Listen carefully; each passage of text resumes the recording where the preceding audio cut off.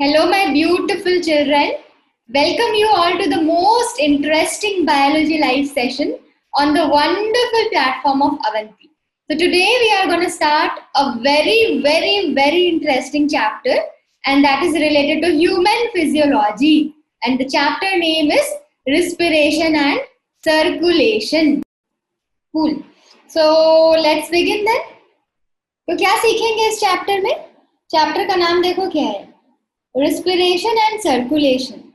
तो इसमें फिर से उन्होंने दो चैप्टर को कंबाइन कर दिया है, जैसे प्लांट ग्रोथ और मिनरल न्यूट्रिशन में था ना, वैसे ही यहाँ हम रिस्पिरेशन पढ़ेंगे, ह्यूमन रिस्पिरेटरी सिस्टम पढ़ेंगे कि आप कैसे गैसेस को लेते हो, राइट, और गैसेस को कैसे छोड़ते हो।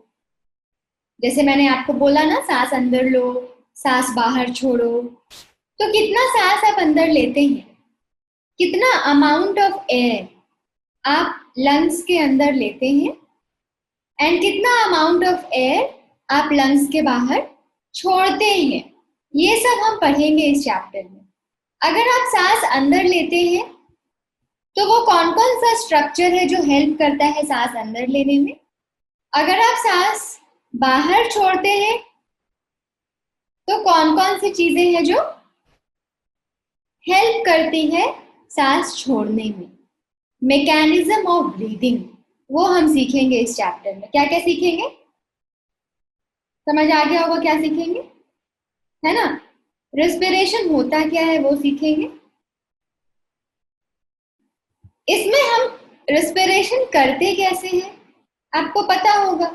इंस्पिरेशन करते हैं, इंस्पिरेशन मतलब सांस को अंदर लेना, और क्या करते हैं, एक्सपिरेशन करते हैं, सांस को बाहर छोड़ना। बिल्कुल सही। तो नेक्स्ट क्वेश्चन आता है कि हम ये कैसे करेंगे।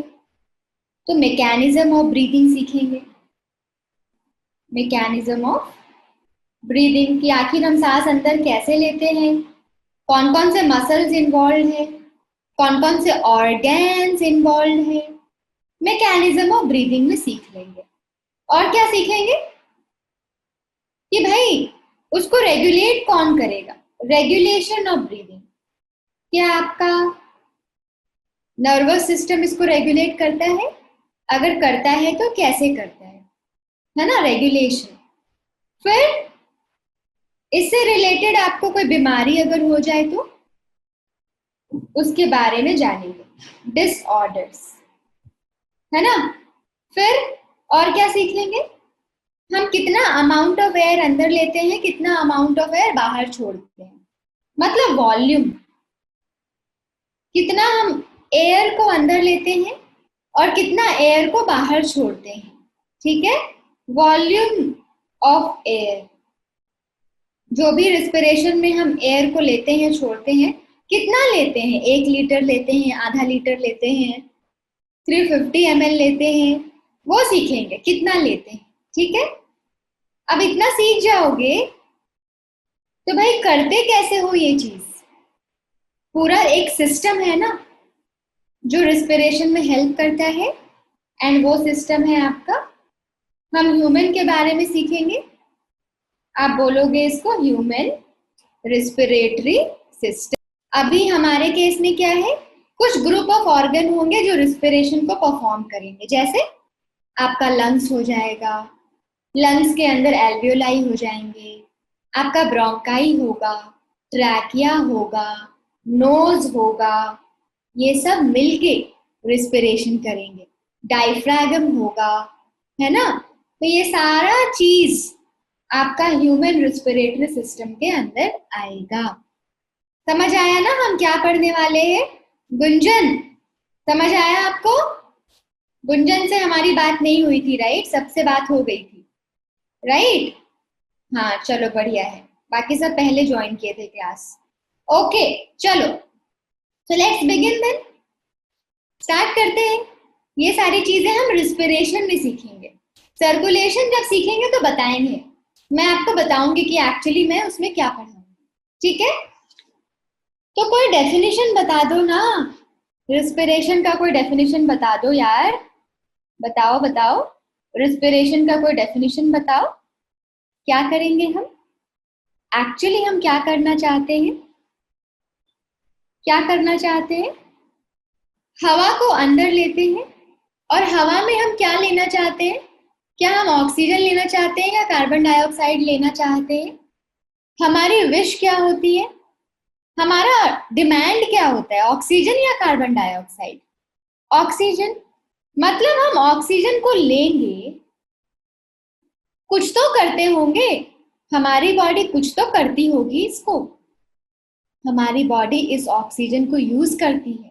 क्यों यूज करती है?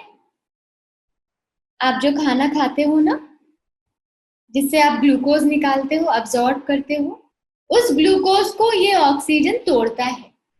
उस ग्लूकोज को अगर आपको तोड़ना है तो आप ऑक्सीजन का यूज करोगे, तोड़ोगे ऑक्सीजन की हेल्प से और उसको तोड़ के एनर्जी लोगे।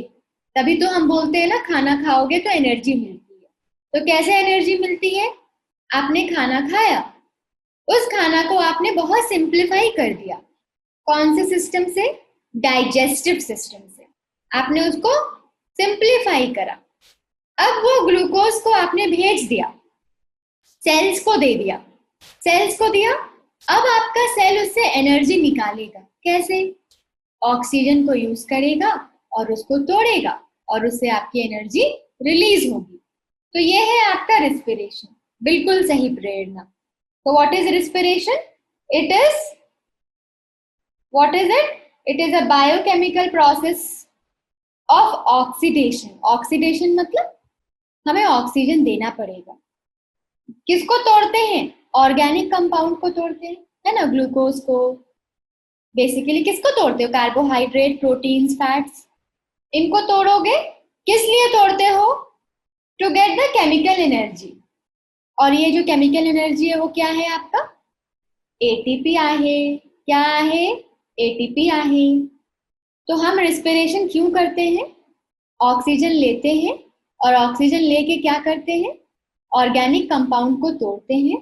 तोड़ के हम क्या चाहते हैं? उससे हम एटीपी निकालना चाहते हैं। That is the definition of respiration. Biochemical क्यों बोल रहे हैं? क्योंकि केमिकल प्रोसेस है। बायो क्यों बोल रहे हैं? क्योंकि लिविंग ऑर्गेनिज्म में हो रहा है। बायो क्यों बोल रहे हैं? क्योंकि लिविंग ऑर्गेनिज्म में हो रहा है, इसलिए बायो बोल रहे हैं। ठीक है, तो दैट इज रिस्पिरेशन। तो अगर मैं बोलूं ये रिस्पिरेशन जोकर है, रिस्पिरेशन जोकर के जैसा है, ये बहुत कुछ करेगा। जोकर किसको बोलते हैं? जो कुछ भी कर जाए। ये बहुत कुछ करेगा। देखो, पहले ये क्या करेगा? पहले ये एक्सटर्नल रिस्पिरेशन करेगा। एक्सटर्नल रिस्पिरेशन का मतलब हवा को अंदर लाना। समझ रहे हो? मैंने अपना नाक यूज किया और नाक के छिद्र से एयर को अंदर लाया और एयर को कहां तक पहुंचाया? लंग्स तक पहुंचाया। ये किडनी बना दिया मैंने, है ना, किडनी के जैसा दिख रहा है। इसको मैं लंग्स ऐसे बना देती हूँ। लंग्स, लंग्स तक पहुंचेगा, राइट? ये लंग्स किसको देगा? ये लंग्स, ये लंग्स किसको देगा? ब्लड वेसल्स को देगा। ब्लड वेसल्स को देगा। ब्लड वेसल्स को, वेसल्स का स्पेलिंग करेक्ट कर लोगे ना, पता है ना आप लोगों को? चलो मैं लिख ही देती हूँ। ब्लड वेसल्स को देगा। देखो, जो हवा आया वो कहाँ गया? लंग्स में गया। लंग्स से आपने किसको दिया? ब्लड वेसल्स को दिया। ठीक है, ये हो गया आपका एक्सटर्नल रिस्पिरेशन। समझ गए? ब्लड वेसल्स को दिया, ये इंस्पिरेशन हो गया। अब वापस वही करोगे, ब्लड वेसल से लंग्स को दोगे और लंग्स आपका नोज की हेल्प से एयर को बाहर कर देगा। दिस इज एक्सटर्नल रिस्पिरेशन, है ना, जिसको हम ब्रीदिंग बोलते हैं ना, ब्रीदिंग। ब्रीदिंग, या इसी को हम वेंटिलेशन भी बोलते हैं। इसी को हम क्या बोलते हैं? वेंटिलेशन। देखते हो ना पेशेंट्स को, अभी आजकल बहुत सुना होगा कि the patient is on ventilator. उसको वेंटिलेटर देना पड़ रहा है। मतलब हम बाहर से उसको गैसेस नाक में ऑक्सीजन का मास्क लगा देते हैं, राइट? सुना है ना वेंटिलेशन? अभी तो कोरोना के टाइम में बहुत सुना होगा, है कि नहीं? बिल्कुल सुना है, राइट? तो एक्सटर्नल रिस्पिरेशन, ब्रीदिंग या वेंटिलेशन क्या होगा? हवा नोज के थ्रू आएगा, लंग्स को जाएगा, ब्लड वेसल्स को जाएगा, ब्लड वेसल से लंग्स को आएगा, लंग्स से नोज को जाएगा, बाहर आएगा। मतलब बोल सकते हो आप इसमें क्या कर रहे हो? इंस्पिरेशन कर रहे हो, हवा को अंदर लोगे, मोस्टली आप क्या लोगे? ऑक्सीजन लोगे। और क्या कर रहे हो? एक्सपिरेशन कर रहे हो। एक्सपिरेशन में क्या आप बाहर क्या निकालने की कोशिश करते हो? कार्बन डाइऑक्साइड, है ना? कार्बन डाइऑक्साइड को निकालोगे, right? Got it? So that is आपका एक्सटर्नल रिस्पिरेशन। अब इंटरनल रिस्पिरेशन क्या होगा सोचो। मैंने ब्लड को दे दिया, मैंने ब्लड को ऑक्सीजन दे दिया, अब ब्लड क्या करेगा? ब्लड ट्रांसपोर्ट करेगा। ध्यान से सुनो मेरी बात को।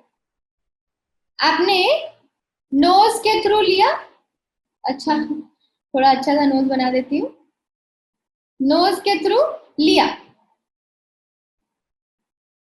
या ऐसे बना देती हूँ तो ज्यादा अच्छा लगेगा। नोज के थ्रू लिया, है ना? एयर को लिया, दिया किसको? लंग्स को दिया। लंग्स ने किसको दिया?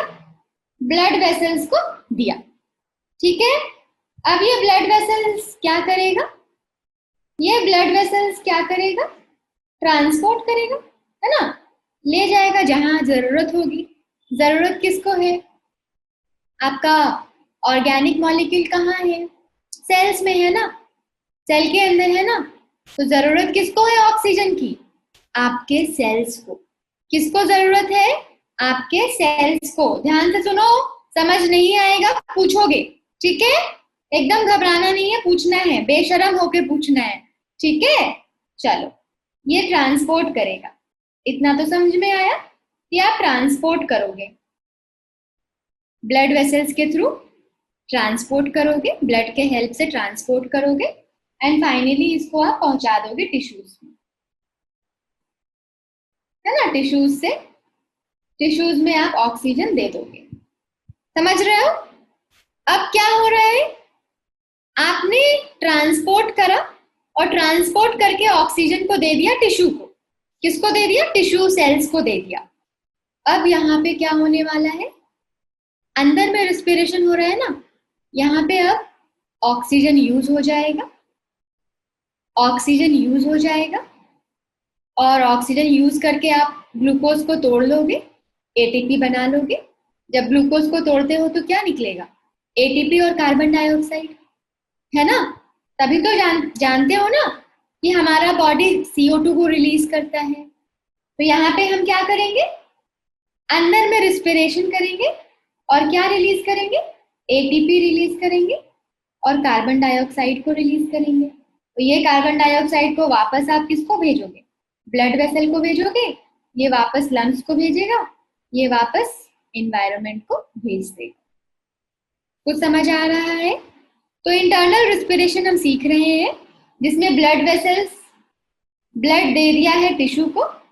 अब टिश्यू में क्या होने वाला है? Internal respiration.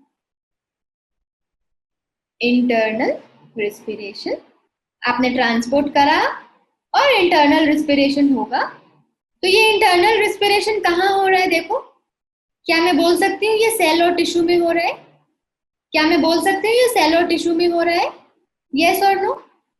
तो क्या मैं इसको ये बोलूं ये सेल्यूलर रिस्पिरेशन है?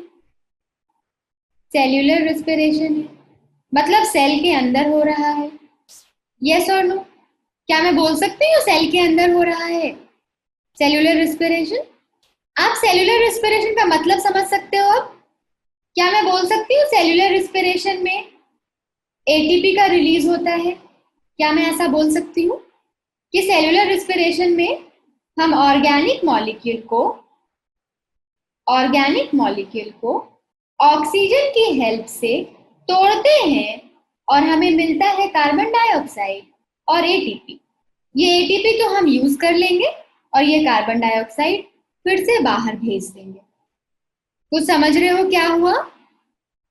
पहला तो हवा अंदर लिया हमने, लंग्स को दिया, लंग्स ब्लड वेसल्स को दिया, ये एक्सटर्नल रिस्पिरेशन हो गया। उसके बाद आप ट्रांसपोर्ट करोगे, यहाँ पे आप ट्रांसपोर्ट करोगे जहां टिश्यू आ गया, टिश्यू को दे दोगे। ये आपका इंटरनल रिस्पिरेशन का मैकेनिज्म है। जैसे ही अंदर चला गया, ऑर्गेनिक मॉलिक्यूल को सेल में आप तोड़ोगे, किसके हेल्प से? ऑक्सीजन की हेल्प से, और निकलेगा कार्बन डाइऑक्साइड और एटीपी। एटीपी आपकी बॉडी यूज कर लेगी एंड CO2 आपकी बॉडी फिर से वापस ब्लड को देगी, ब्लड ट्रांसपोर्ट करेगा, लंग्स को देगा, और लंग्स फिर से आपका नोज के थ्रू बाहर निकाल देगा। समझ आया? जिस भी रिस्पिरेशन में हम ऑक्सीजन का यूज करते हैं, जिस रिस्पिरेशन में हम ऑक्सीजन का यूज करते हैं, उसको हम क्या बोलते हैं? Aerobic respiration. जब ऑक्सीजन यूज करोगे, क्या बोलोगे इसको? एरोबिक। जब आप ऑर्गेनिक मॉलिक्यूल को तोड़ने के लिए, when to break the organic molecule you require oxygen, you say कि that is which type of respiration? Aerobic respiration। तो हमारे सेल में कैसा रिस्पिरेशन चाहिए? हमें एरोबिक रिस्पिरेशन चाहिए, मतलब हमें ऑक्सीजन चाहिए। मतलब हम ऑक्सीजन यूज करके ऑर्गेनिक मॉलिक्यूल को तोड़ेंगे और कार्बन डाइऑक्साइड एटीपी रिलीज होगा। वो एटीपी आपकी बॉडी यूज करेगी और कार्बन डाइऑक्साइड को बाहर भेजेगी। Right? Yes. If in presence of oxygen respiration is happening, आप उसको क्या बोलोगे? Aerobic respiration. यहां तक समझ आया है सबको? क्या समझ आया? हम पढ़ने क्या वाले हैं? रिस्पिरेशन में हम क्या पढ़ने वाले हैं? एक्सटर्नल रिस्पिरेशन हम पढ़ेंगे, उसका मैकेनिज्म है ना, कि कैसे अंदर आया। फिर पढ़ेंगे कि ट्रांसपोर्ट कैसे होगा, ये पढ़ेंगे। फिर देखेंगे कि वो टिश्यू में कैसे जाएगा। हम ये नहीं पढ़ेंगे, हम ये प्रोसेस नहीं पढ़ेंगे कि वो ऑक्सीजन ऑर्गेनिक मॉलिक्यूल को कैसे तोड़ रहा है। हम ये पूरा प्रोसेस नहीं पढ़ेंगे। हम अभी सिर्फ क्या पढ़ने वाले हैं? गैसेस के बारे में। हम ब्रीदिंग पढ़ेंगे कि गैसेस कैसे अंदर आया, टिश्यू में, ब्लड में कैसे गया, ब्लड से टिश्यू में कैसे गया, फिर कार्बन डाइऑक्साइड ब्लड में कैसे आया, फिर ब्लड से वो लंग्स में कैसे गया, और लंग्स से फिर से वो नोज में कैसे गया, और बाहर हवा में कैसे आया।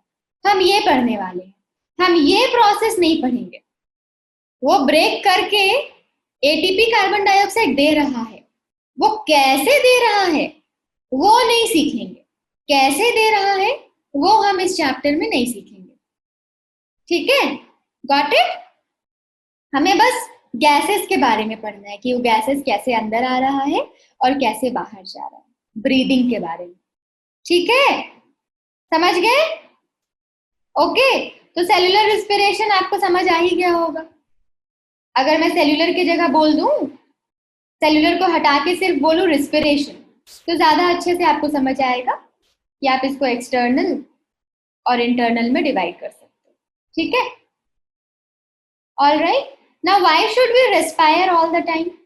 अगर कोई आपसे पूछे कि हमें पूरे टाइम रेस्पायर क्यों करना है, आधा घंटा आराम क्यों नहीं कर लेते हैं, हाफ एन आवर, 1 घंटा आराम कर लेते, नाक को बंद कर लेते। तो वी नीड व्हाट?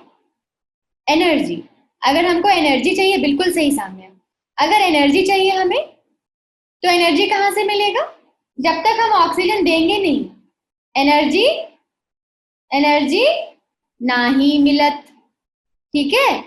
जब तक आप ऑक्सीजन दोगे नहीं, ऑर्गेनिक मॉलिक्यूल को तोड़ नहीं पाओगे, और तोड़ नहीं पाओगे तो एनर्जी नाही मिलत। राइट? तो इसलिए हमें हमेशा रिस्पायर करने की जरूरत है। To get the ATP we always require oxygen to break the organic molecule, and that's why we have to keep respiring. Got it? चलो, कोई मुझे रिस्पिरेशन का इक्वेशन बताएगा? एक नॉर्मल वाला इक्वेशन जो हम सीखते हैं हमेशा, जो ग्लूकोज को तोड़ना है। लेट्स से ग्लूकोज को तोड़ना है, C6H12O6। कितने ऑक्सीजन डालूं, कितने ऑक्सीजन डालूं इसको तोड़ने के लिए? 6 कार्बन है ना? कितने कार्बन है? देखो इसको, जितने कार्बन है उतने मॉलिक्यूल ऑफ ऑक्सीजन डालेंगे। कितने कार्बन दिख रहे हैं यहाँ पे? कितने कार्बन दिख रहे हैं? देखो कितना इजीली याद हो जाएगा। 6 दिख रहे हैं ना, तो 6 ऑक्सीजन डाल दो। 6 दिख रहे हैं, 6 ऑक्सीजन डाल दो। चलो, अब इसको तोड़ोगे तो क्या मिलेगा? इसको तोड़ोगे तो वाटर और कार्बन डाइऑक्साइड मिलेगा। Water plus carbon dioxide plus ATP. समझ गए? है ना? तो कितने कार्बन मिलेंगे? 6 कार्बन था ना, तो 6 कार्बन यहाँ पे मिलेगा। 6 लिख दो यहाँ पे, 6 कार्बन डाइऑक्साइड। ठीक है, बैलेंस करने का मैंने तो बैलेंस कर दो। बैलेंस करो तो 6 कार्बन डाइऑक्साइड अगर रिलीज होते हैं तो ऑक्सीजन कितना हो गया? 6 2 जा 12 ऑक्सीजन हो गया। 6 2 जा 12 ऑक्सीजन। यहाँ पे देखो कितने ऑक्सीजन है? 6 2 जा 12 ऑक्सीजन। टोटल कितने हो गए? 12 ऑक्सीजन यहाँ पे हो गए, और यहाँ पे 6 ऑक्सीजन, राइट? तो टोटल ऑक्सीजन कितना है? 6 + 12 18, है ना? तो यहाँ पे तो 6 2 जा 12 हो चुका है, 6 और बचे हैं, राइट? 6 और चाहिए, तो यहाँ पे 6 लिख दो, 6 ऑक्सीजन हो जाएगा। यहाँ पे भी 6 लिख दो, तो ऑक्सीजन बैलेंस हो गया। कार्बन डाइऑक्साइड देखो 6 कार्बन है, 6 कार्बन है, बैलेंस हो गया। हाइड्रोजन देखो 12 है, 12 हाइड्रोजन है यहाँ पे। कितने हाइड्रोजन है? 12। इस साइड देखो 6 2 जा 12, 12 हाइड्रोजन हो गया ना? समझ गए इक्वेशन कैसे लिखा हमने? C6H12O6, ये याद रखना है, फॉर्मूला ऑफ ग्लूकोज है। जितने कार्बन है उतने ऑक्सीजन डाल दो, सब में 6 लगा दो, 6 वाटर 6 कार्बन डाइऑक्साइड, और कुछ एटीपी मिलेगा, वो देखेंगे। कुछ 38 एटीपी मिलता है, ठीक है? 36 या 38 एटीपी मिलता है। 38 एटीपी या 36 एटीपी मिलता है। ये वाला प्रोसेस हम सीख नहीं रहे हैं, ठीक है? ये हम बस जानते हैं। इसका कंप्लीट प्रोसेस आपने जब पढ़ा होगा, respiration in plant, class 11th में था, या आपके महाराष्ट्र बोर्ड में अभी पढ़ना है हमें? 12th में है क्या महाराष्ट्र बोर्ड्स में रिस्पिरेशन इन प्लांट्स? नहीं है, तो आपने 11th में पढ़ा होगा इस चीज को, पूरा मैकेनिज्म कि कैसे एटीपी का फॉर्मेशन होता है। आपने पढ़ा होगा glycolysis process, Krebs cycle process, ETS process, है ना? तो वो सब पढ़ोगे तो जाके सीखा होगा कि 36 या 38 एटीपी बनता है। अभी हमें बस यही सीखना है कि this is the equation of respiration, this is the equation of respiration, ठीक है? ऑल राइट, चलो, सो दैट इज रिस्पिरेशन। अब तो गैसियस एक्सचेंज होगा ना, इतना तो समझ आया आपको कि हम इस चैप्टर में गैस का एक्सचेंज पढ़ने वाले हैं, कि गैस का एक्सचेंज कैसे होगा। एक तो लंग्स और ब्लड वेसल्स के बीच में हो रहा है, एक तो आपका लंग्स और ब्लड के बीच में हो रहा है, दूसरा कहाँ हो रहा है? ब्लड और टिश्यू के बीच में हो रहा है कि नहीं? दो जगह ब्लड एक्सचेंज हो, दो जगह गैसेस का एक्सचेंज हो रहा है, दो जगह गैसेस का एक्सचेंज हो रहा है। एक तो आपको यहाँ दिख रहा है लंग्स और ब्लड के बीच में, और दूसरा कहाँ दिख रहा है? दूसरा कहाँ दिख रहा है?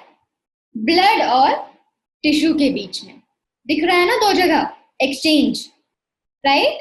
तो गैस एक्सचेंज होना बहुत जरूरी है, गैस तो होना पड़ेगा एक्सचेंज। अगर वही नहीं होगा तो ऑक्सीजन कहाँ कैसे पहुंचेगा आप तक? ऑक्सीजन आपके टिश्यू तक कैसे पहुंचेगा? गैस का एक्सचेंज तो होना जरूरी है, राइट? तो for this gaseous exchange is must, gas exchange होना ही पड़ेगा। साइट ऑफ गैसियस एक्सचेंज, जहां पे गैस एक्सचेंज होता है, उसको क्या बोलते हैं? उस सरफेस को क्या बोलोगे? जहां गैस एक्सचेंज होगा?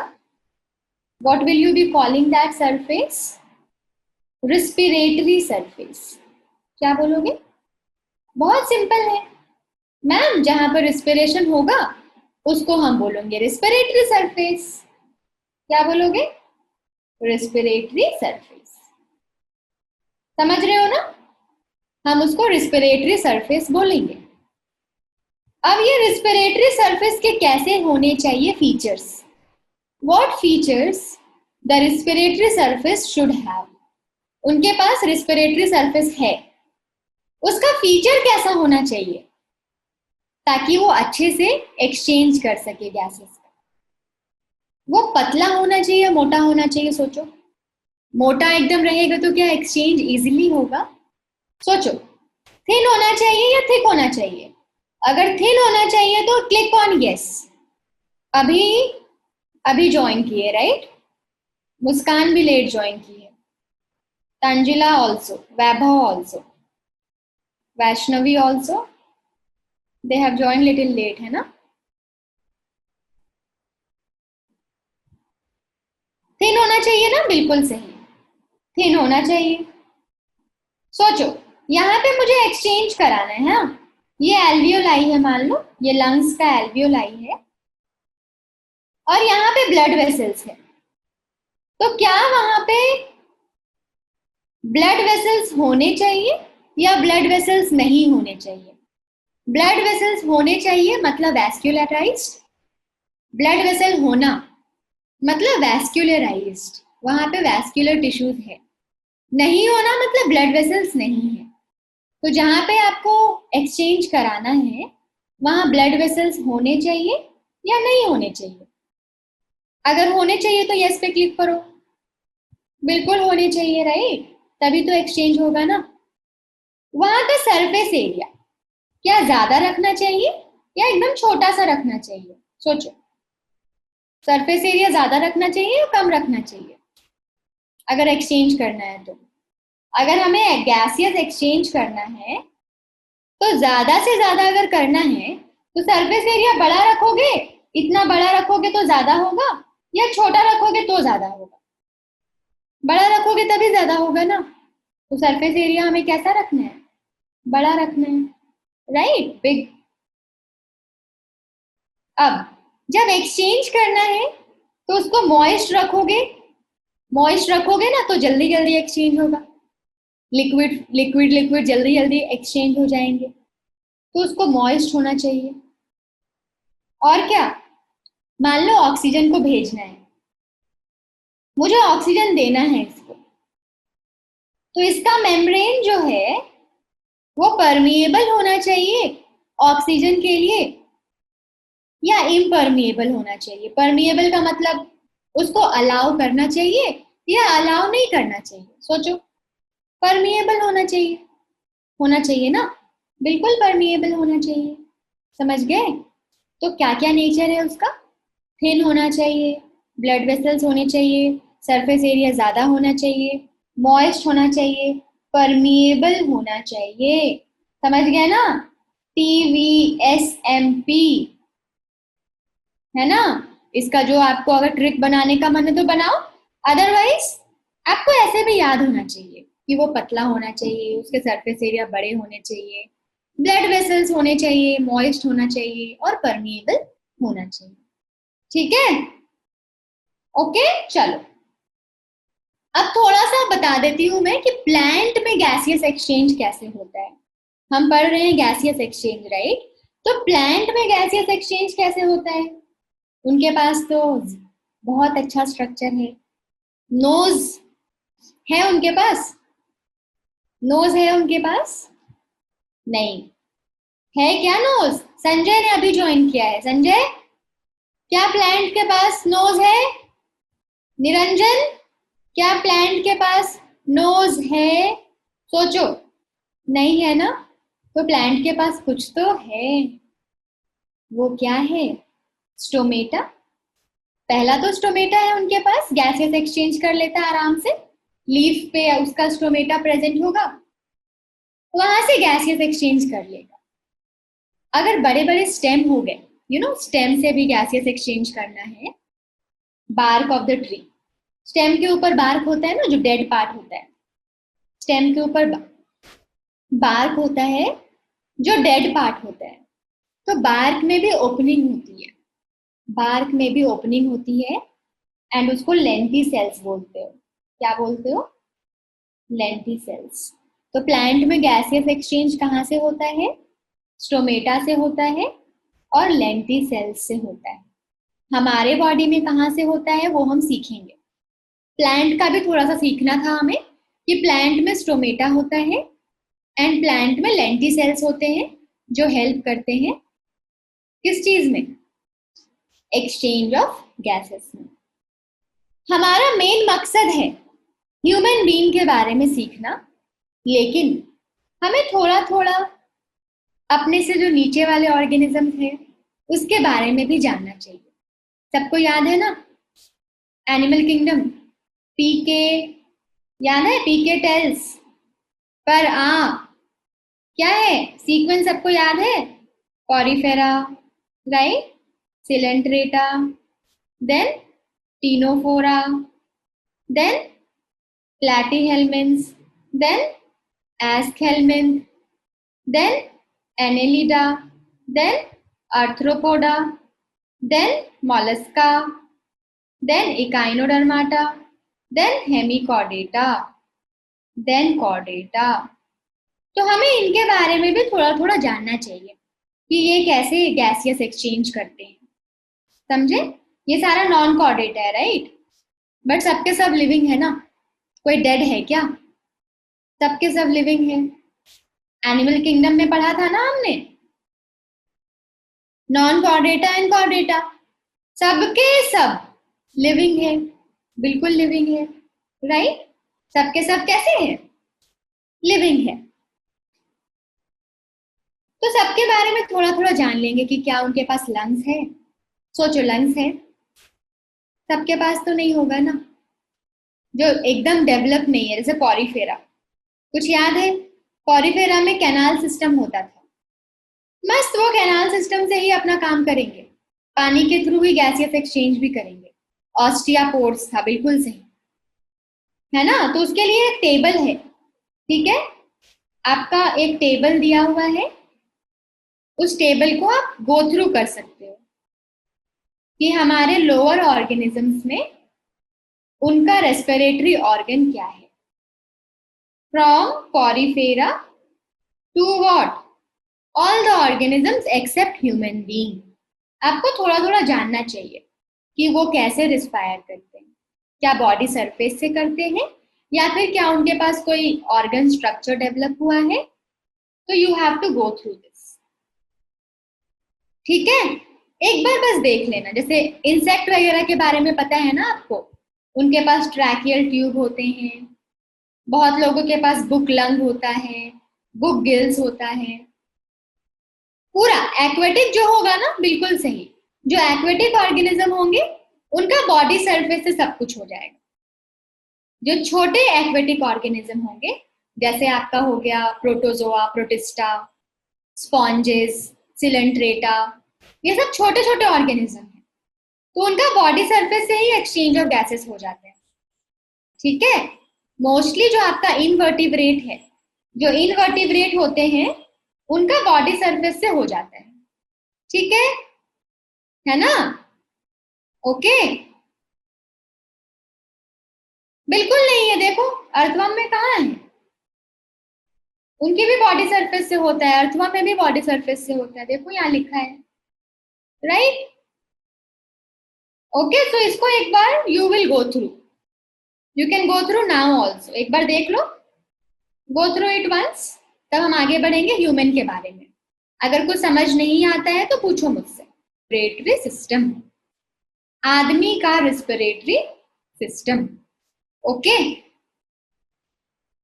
तो पता ही होगा क्या क्या सीखेंगे इसमें, नोज के बारे में सीखेंगे, है ना, फिर लंग्स, फिर नोज और लंग्स के बीच में कुछ कुछ आता है ना, फेरिंग्स आएगा,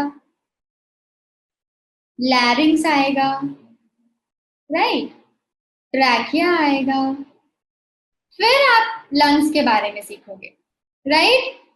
नोज, फेरिंग्स आएगा, लैरिंग्स आएगा, ट्रैकिया आएगा, फिर हम लंग्स के बारे में सीखेंगे, राइट। ये आपका ह्यूमन रेस्पिरेटरी सिस्टम है, nose, pharynx, larynx, trachea, lungs. चलो डायग्राम के फॉर्म में देखते हैं, ठीक है, दिख रहा है ना सबको? चलो, तो दिस इज योर नोज, सबको पता है ये जो दो नॉस्ट्रिल्स होते हैं नोज में। हाँ वनश्री, नोज में दो नॉस्ट्रिल्स होते हैं, और आपका नॉस्ट्रिल दो चैम्बर्स होंगे अंदर में, नेजल कैविटी, है ना, दो चैम्बर्स होते हैं। कितने चैम्बर्स? दो, इधर वाले को वन, इधर वाले को दूसरा, नेजल चैम्बर दो होंगे। फिर ये माउथ है, यहाँ माउथ से खाना खाते हो, नाक से एयर लेते हो, ये दोनों कॉमन एरिया में खुलता है जिसको फेरिंग्स बोलते हैं। खाना भी और हवा भी दोनों एक कॉमन एरिया में ओपन होता है जिसको फेरिंग्स बोलते हो। अभी हम रिस्पिरेशन का बात कर रहे हैं, रिस्पिरेशन का बात कर रहे हैं, तो हम सिर्फ एयर के बारे में सीखेंगे, ठीक है। फिर आपका हवा किधर जाता है? लैरिंग्स की तरफ जाता है। ये जो लैरिंग्स आपका ये दिख रहा है, थोड़ा सा लड़कों में ज्यादा दिखता है ना, एडम्स एप्पल बोलते हैं उसको, एडम्स एप्पल, वॉइस बॉक्स, आवाज निकालने का बक्सा, है ना। तो लैरिंग्स है, लैरिंग्स से आप ट्रैकिया खुल जाएगा आपका, ट्रैकिया से आपका ब्रोंकस आ जाएगा, ट्रैकिया के बाद ब्रोंकस आ जाएगा, ब्रोंकस, फिर ब्रोंकस आपका डिवाइड होगा, प्राइमरी ब्रोंकाई उसको, वो प्राइमरी ब्रोंकाई भी डिवाइड होगा, सेकेंडरी ब्रोंकाई बोलो, वो डिवाइड होता रहेगा, फाइनली वो बहुत छोटे हो जाते हैं, उनको ब्रोंकियोल बोलते हो। वो ब्रोंकियोल फाइनली एक सैक लाइक स्ट्रक्चर में डेवलप हो जाता है जिसको एल्वियोलाई बोलते हो, ठीक है। दिस इज एल्वियोलाई, ये ब्रोंकियोल्स हो गया, ये जो सैक वाला स्ट्रक्चर है दिस इज एल्वियोलाई, ठीक है। तो फिर से देखो, nose, mouth opens into pharynx, then opens into larynx, then opens into trachea, then bronchus, bronchi, bronchioles, then finally alveoli, ठीक है। ये है आपका ह्यूमन रेस्पिरेटरी सिस्टम। अगर ध्यान से देखोगे तो नीचे में डायफ्रैगम होता है, you also get a diaphragm, you also get a diaphragm, right. एक बार इसको ध्यान से देख है, ध्यान से देख लो, कुछ डाउट है? नहीं ना? यही आपका ह्यूमन रेस्पिरेटरी सिस्टम है, ओके। अब एक एक करके सबके बारे में थोड़ा डिटेल में सीखेंगे, सबके बारे में थोड़ा डिटेल में एक एक करके सीखेंगे, ठीक है। चलो स्टार्ट करें। नोज, नाक से स्टार्ट करते हैं। तो एक यहाँ कार्टिलेज है नोज के बीच में, ये वाला जो है ना, सबको फील कर सकते हो ना, यहाँ पे एक कार्टिलेज है जो डिवाइड कर दिया है दो नेजल चैम्बर में, जो डिवाइड कर दिया है दो नेजल चैम्बर में। कितने भाइयों और बहनों, आपके नाक में कितने छिद्र हैं? दो। और वो दो छिद्र कहाँ जाते हैं? छिद्र को नॉस्ट्रिल्स बोलोगे, छेद जो है उसको क्या बोलोगे? नॉस्ट्रिल्स। वो नॉस्ट्रिल्स दो चैम्बर में जाते हैं, उसको बोलोगे नेजल चैम्बर या कैविटी बोलोगे, है ना, नेजल कैविटी, छेद, नेजल कैविटी, गॉट इट। अब नेजल कैविटी में जैसे देखो, यहां से मैं जा रही हूँ, हाँ, यहां से मतलब इधर से मैं अंदर की तरफ जा रही हूँ, ये वाला जो पार्ट है ना, ये वाला जो पार्ट है वो आगे का पार्ट है, जैसे जैसे मैं पीछे जाऊंगी मैं बोलूंगी वो पीछे का पार्ट है। समझ रहे हो मेरे आगे का बोलने का पार्ट और पीछे का? दिस इज आगे का पार्ट, एंड जैसे जैसे मैं पीछे जाऊंगी बोलूंगी वो पीछे का पार्ट है, ओके। चलो, तो सबसे आगे का जो पार्ट होता है आपका नेजल चैम्बर में, पहले तो ये सीखो कि नेजल चैम्बर में हमने तीन पार्ट डिवाइड किया, सबसे आगे का पार्ट, मिडिल पार्ट और पीछे का पार्ट, है ना, कैविटी में आगे का पार्ट, मिडिल का पार्ट और पीछे का पार्ट। तो कितने पार्ट होंगे इसमें? तीन पार्ट होंगे, उसको डिवाइड कर लो, क्या क्या होंगे। सबसे आगे का जो पार्ट है वो वेस्टिब्यूल है, उसके पीछे का पार्ट रेस्पिरेटरी पार्ट है और उसके पीछे का पार्ट क्या है, ऑल्फैक्टरी पार्ट। तो पहला जो छेद है आपका यहाँ वाला पार्ट वेस्टिब्यूल है, जिसमें यू नो नॉस्ट्रिल में हेयर्स पाया जाता है ना, बाल होते हैं ना नाक में, हेयर वगैरह होगा यहाँ पे, ताकि जो भी डस्ट पार्टिकल कचरा वगैरह है ना पहले आप बाहर बाहर ही फेंक दो, अंदर लाओ ही नहीं, समझ रहे हो। वेस्टिब्यूल में हेयर वगैरह होंगे।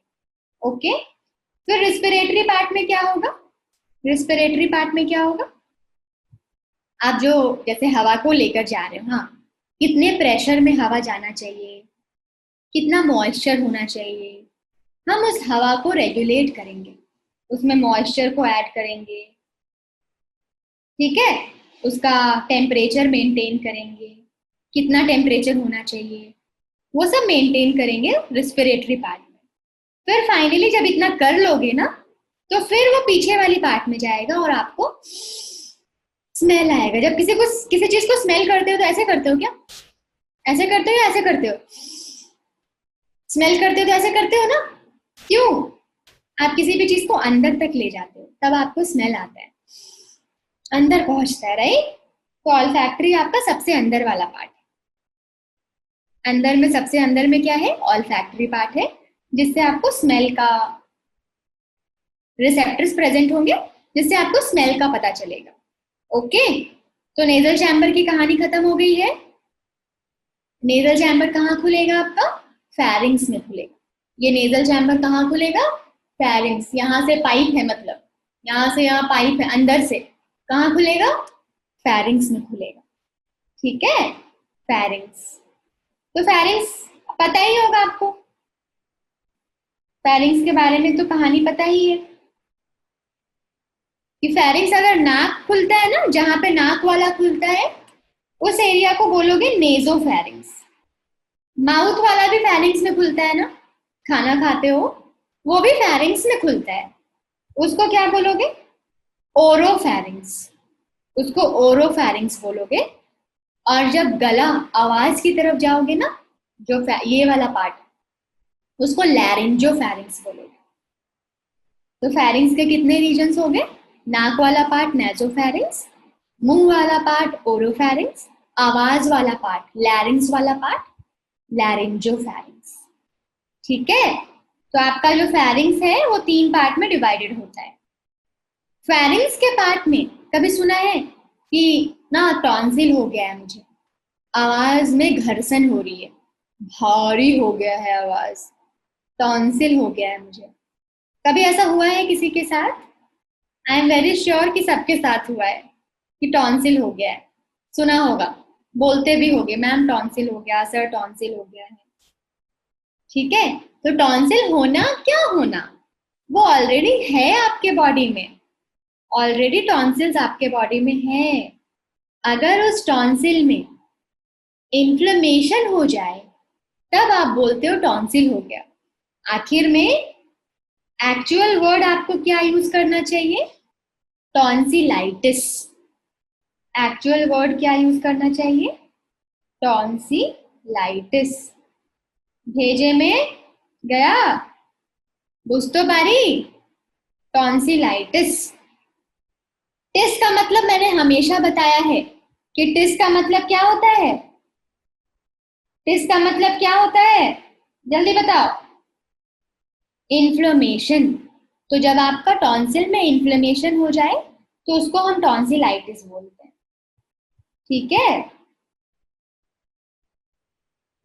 इन्फ्लेमेशन इन टॉन्सिल, इसका मतलब ही होता है इन्फ्लेमेशन, गॉट इट। तो टॉन्सिल कहाँ प्रेजेंट होता है, फेरिंग्स के पार्ट में प्रेजेंट होता है।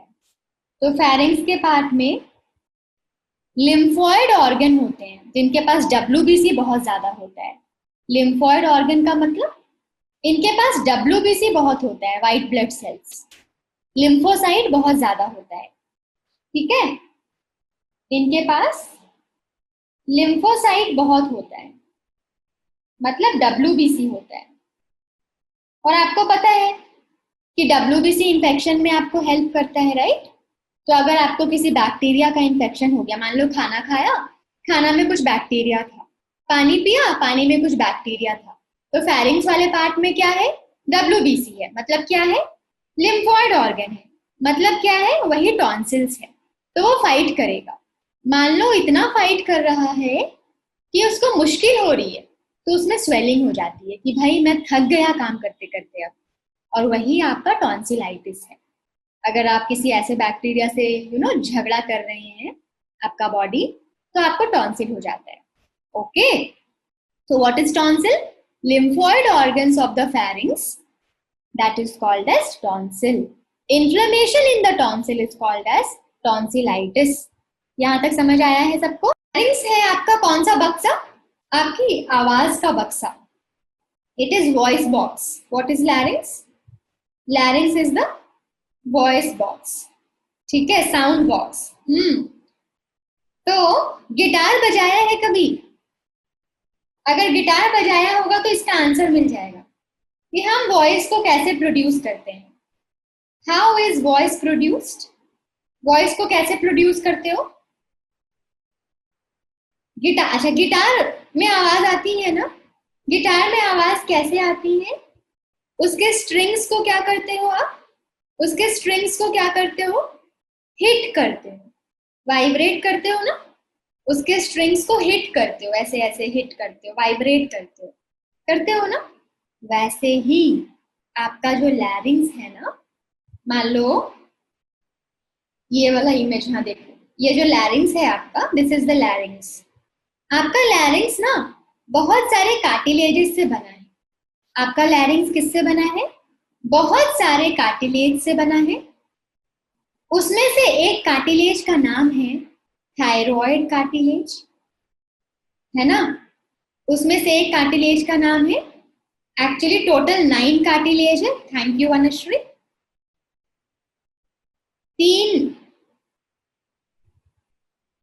तीन पेयर्ड होते हैं.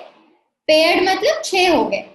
3 पेयर्ड कार्टिलेजेस होते हैं मतलब 6, और 3 कैसे होते हैं? सिंगल होते हैं.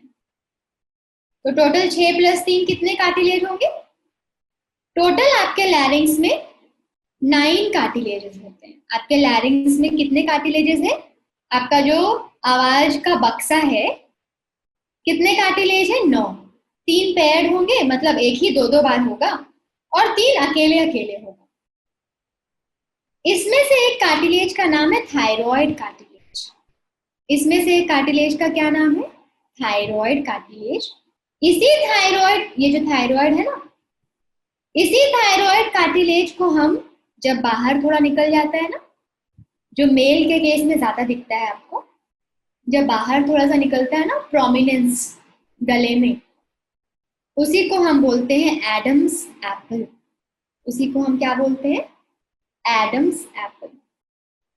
यही थायरॉइड कार्टिलेज जो है आपका क्या बनाता है, जो आप फील कर सकते हो ना बाहर निकला हुआ, वो कौन सा कार्टिलेज है?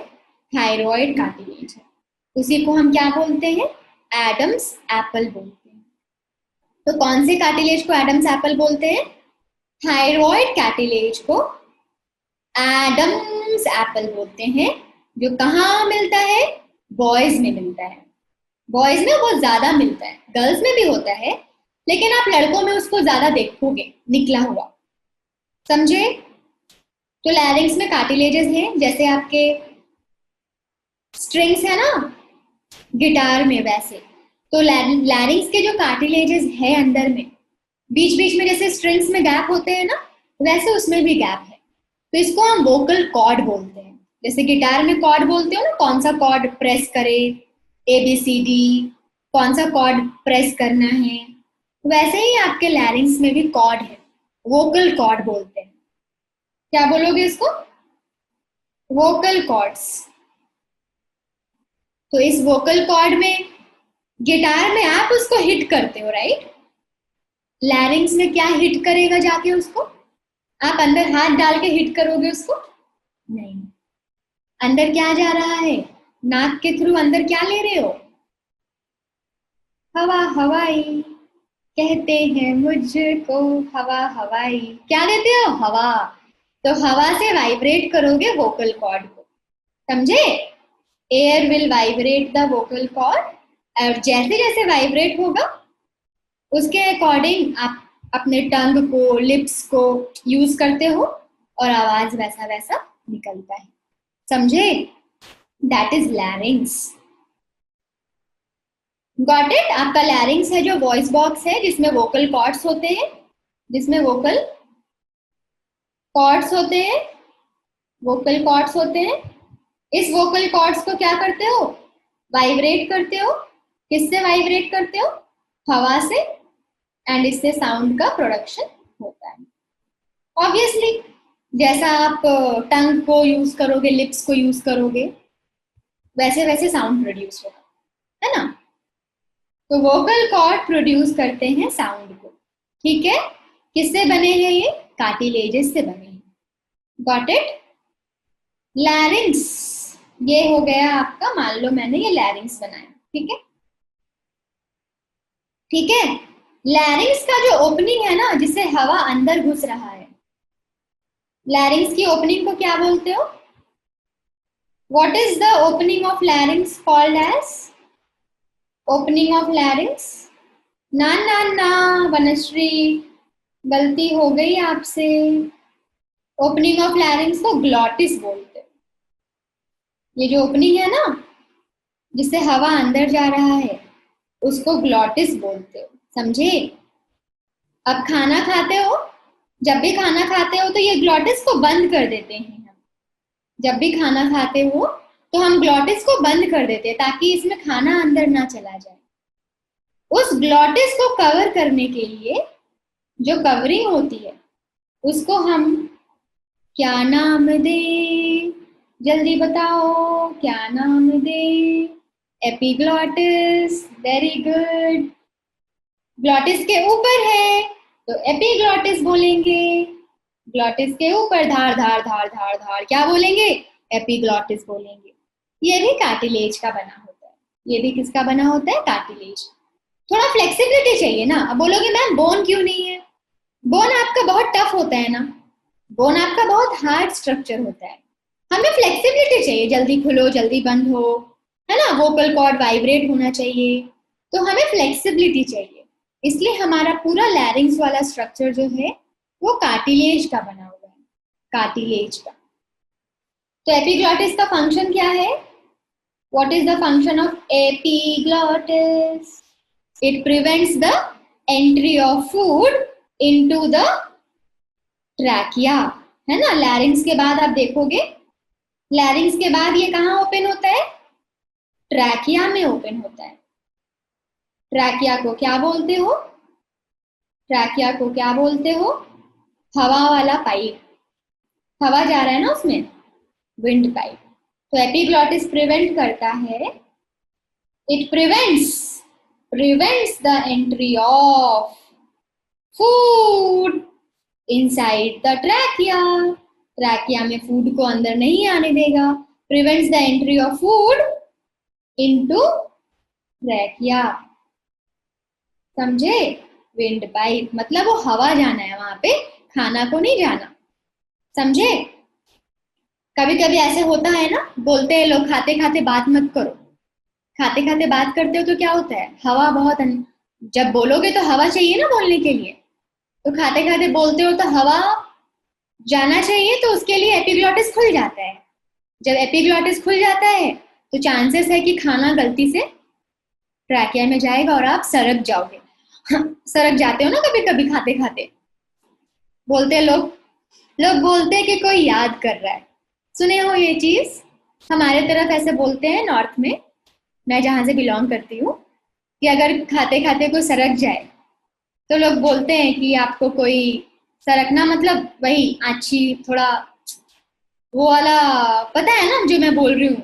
यू आर अंडरस्टैंडिंग ना व्हाट आई एम सेइंग? खाते खाते कभी अचानक से सरक जाना, खाना चला गया विंड पाइप में, तो लोग बोलते हैं कि आपको कोई याद कर रहा है ना, आपका कोई क्लोज बहुत याद कर रहा है ना?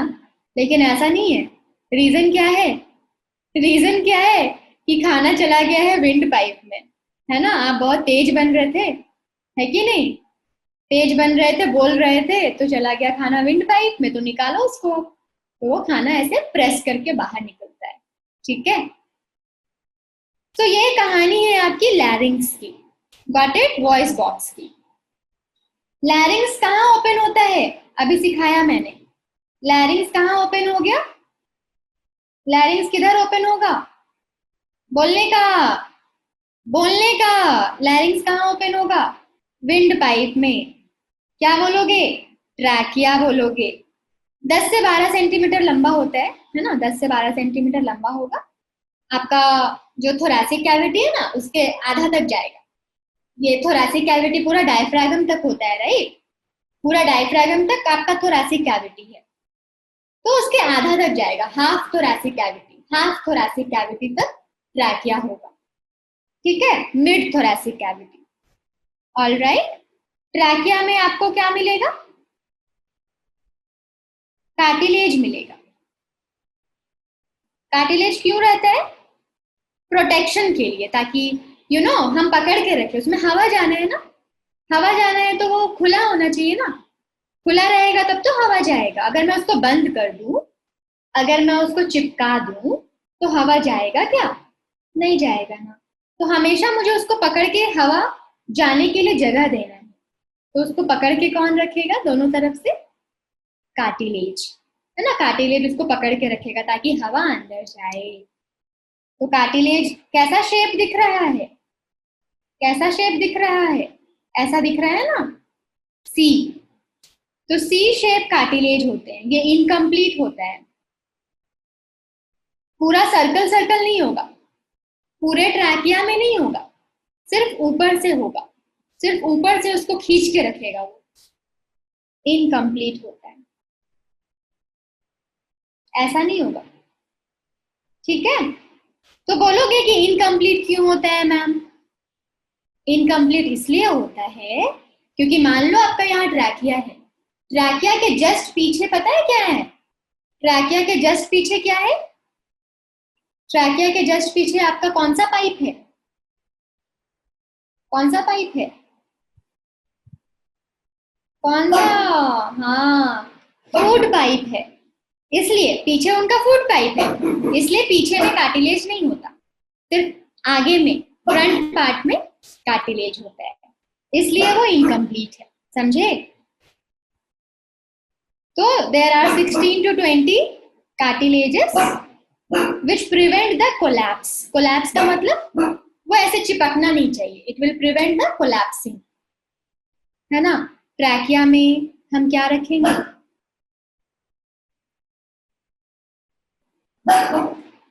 सीलिएटेड एपिथेलियल होगा, एपिथेलियल टिश्यू होगा ताकि मूवमेंट अच्छे से हो, है ना। सीलिएटेड, मान लो कोई डस्ट आ गया, आपके नोज में हेयर है, बट फिर भी अगर कोई डस्ट आ गया है तो ट्रैकिया के पास भी क्या होगा, सीलिएटेड एपिथेलियम टिश्यू होता है जो उसको बाहर फेंकेगा। म्यूकस ग्लैंड होगा, जो डस्ट कचरा आ जाएगा ना, म्यूकस सिक्रीट होगा, म्यूकस ग्लैंड म्यूकस सिक्रीट करेगा, जो कचरा अभी गया है आपके ट्रैकिया तक पहुंच गया है किसी तरह, तो म्यूकस में मिक्स हो जाएगा और फिर आप नाक से बाहर निकाल देते हो उसको, राइट। तो ट्रैकिया, उसको जो बचा कुचा कचरा है ना ट्रैकिया से, वो साफ हो जाता है, गॉट इट। तो वो आपका ट्रैकिया का काम हो गया, समझ आया यहाँ तक। अब हम ट्रैकिया के बाद प्रॉपर वाला स्ट्रक्चर सीखेंगे, विच इज व्हाट, ब्रोंकाई और लंग्स, ये हम नेक्स्ट क्लास में सीखेंगे। आपका होमवर्क है, फाइंड आउट करो राइनोप्लास्टी क्या होता है और हमारे पास कितने पेयर ऑफ टॉन्सिल्स होते हैं। राइनोप्लास्टी क्या होता है and how many pairs of tonsils do we have, इसको फाइंड आउट करेंगे। देखे होगे फिल्म इंडस्ट्री में एक्ट्रेस, ज्यादातर एक्टर ऐसा नहीं करते, उनको फर्क नहीं पड़ता ये सब चीज से।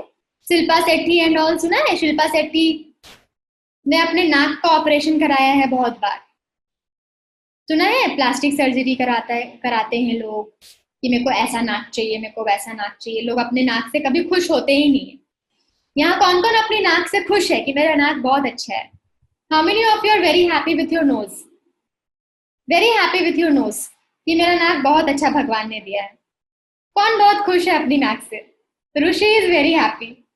चलो, बाकी कोई खुश नहीं है। तो you can see right, most of the people है ना, वो उनको हमेशा अपने नाक से प्रॉब्लम होती है कि मेरा नाक शायद थोड़ा ऐसा होता, थोड़ा ऐसा होता तो अच्छा होता। राइट। बट मेरा सजेशन ये है, एज लॉन्ग एज आपका नाक फंक्शन कर रहा है ना, आपका नाक हवा को अंदर लेके जा रहा है और हवा को बाहर लेके जा रहा है, आपका नाक अच्छा है। ठीक है।